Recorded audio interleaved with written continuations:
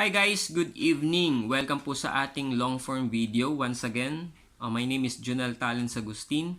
For today's video, pag-usapan po natin itong unoriginal content. Okay, so maraming makaka-relate nito kasi nga marami pong humihingi ng tulong sa akin paano ba ayusin itong unoriginal content na violation. Okay, siyempre dito tayo magbe-base tayo kung ano yung nakasulat sa guidelines ni Meta.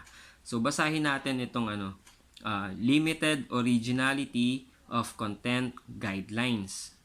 Okay? So, ito, umpisahan natin guys.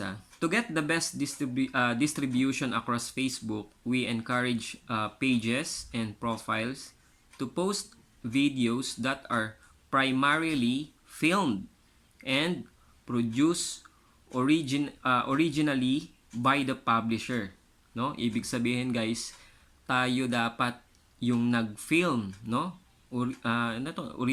Originally, no? Ibig sabihin tayo yung nag-film, tayo yung nag-produce nito. Okay? However, we also realize that pages and profiles may not always be able to post original content. So, nangyayari naman talaga to. Minsan, wala tayong ma-content. So, anong ginagawa natin? Kumukuha tayo ng videos ng iba. Okay? And to post original content, and audiences want to see a variety of content from different backgrounds and producers. So ito na nga guys, no, ibig sabihin allowed naman tayo na pwede tayong kumuha ng videos, no? Pwede tayong mag-screen recording. Okay? So sige, ano pa natin, no, pag-aralan pa natin. In these cases, we encourage pages and profiles to add new value to the original production through modification. Ibig sabihin, kung kinuha natin ito sa iba, no, hindi natin naiwasan i-flex natin yung ibang mga video, pero meron tayong dapat gawin, no. Nakalagay dito, no, to add new value to the original production through modification. So ano ba tong modification guys? Ito yung kailangan natin i-enhance, no? Dapat madagdagan natin yung video na yun through editing, kung ano yung mga dapat nating ilagay doon. Kailangan madagdagan siya, no? Kaya nakalagay dito add new value. Ibig sabihin to produce a new one or para hindi siya mapol doon sa unoriginal content. Below, we provide a set of guidelines to help pages and profiles understand the difference between original content, meaningfully enhanced content, and content that may be flagged for limited originality. Okay, so punta na tayo dito sa kabila. Pages and profiles that post only content with limited originality will face reduced distribution on Facebook. Okay? And will have their access to monetization tools limited. Okay? Limited or remove. Okay, malinaw yung nakalagay dito guys, no? Pages and profiles that post only content with limited originality. Okay? So kung kinuha natin to sa iba, hindi naman natin binigyan ng or nilagyan natin ng additional value or hindi natin na-enhance. So, ayan, malinaw po, no? Reduce distribution on Facebook and will have their access to monetization tools limited. Okay? So, possible magkaroon ng restriction itong mga tools natin, no? Or ma-remove.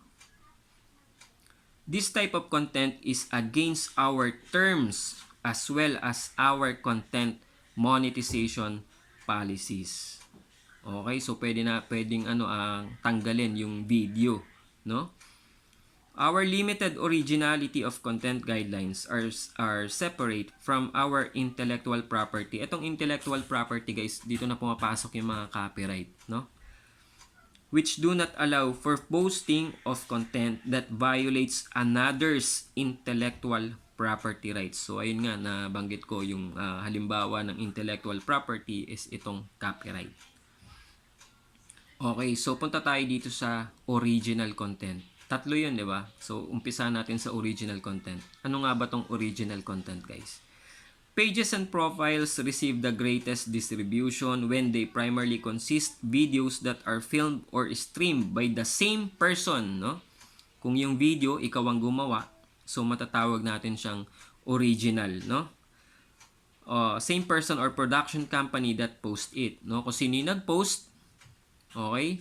At yung video is siya yung nag-film or nag-produce, so ayun talaga, tawag doon is original content talaga, no?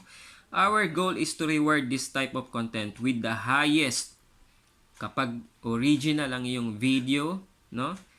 Highest distribution. Okay, ibig sabihin, ire-recommend yan ni Facebook na sa mas marami pang makakakita ng mga content creator. And therefore, monetization. Ibig sabihin, mamamonetize po kayo or yung mga videos ninyo kung original po iyan. Content is considered original across any of the pages or profiles you own. Okay, example of original content include, ito example lang to guys new episodes, clips or trailers of a show by the producers, talents, or network, vlog of a creator, content filmed by the publisher, news coverage with a news anchor. So ayan, mga sample lang po yun yung mga binanggit ko. So guys, masasabi nating original yung video kung tayo yung nag-produce, no? Tayo yung nag-film, tayo po yung nag-post. So malinaw po yan. Yan po yung original content. So punta tayo dun sa meaningfully enhanced content. Pages or profiles that source or license footage in their videos can still receive distribution and monetization on Facebook if they meaningfully enhance and add value to their content. So, nakalagay dito, pages or profiles that source or license footage in their videos can still receive distribution and monetization on Facebook if they meaningfully enhance and add value to their content. Note that pages or profiles must add value within the video itself to the content they post. Okay, so paano ba natin yung sinasabi dito na meaningfully enhanced content? Ibig sabihin, halimbawa, kunyari hindi natin naiwasan na kumuha ng videos ng iba or nag-screen recording tayo gamit yung natin, phone natin. So kung ganun lang yung ipo-post natin, nag-screen recording lang tayo, so wala na tayong ibang ginawa. So possible minor enhancement lang yung natin yung nagawa natin. Pwedeng mag-fall pa rin siya sa unoriginal content. So may guide naman dito paano yung mga yung minor enhancement na yun, mababanggit po natin to mamaya. Okay? So dito muna tayo sa meaningful enhancement.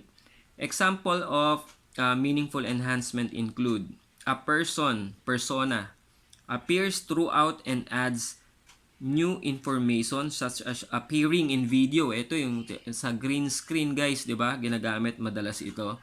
So halimbawa, meron tayong ni-record or meron tayong video tapos nag-overlay tayo nandun tayo mismo sa video. So nag-appear tayo doon. So meaningful enhancement pa rin 'yun. Ibig sabihin magfo-fall na siya sa original content, no? Kasi meron tayong mga ginawa or na-enhance natin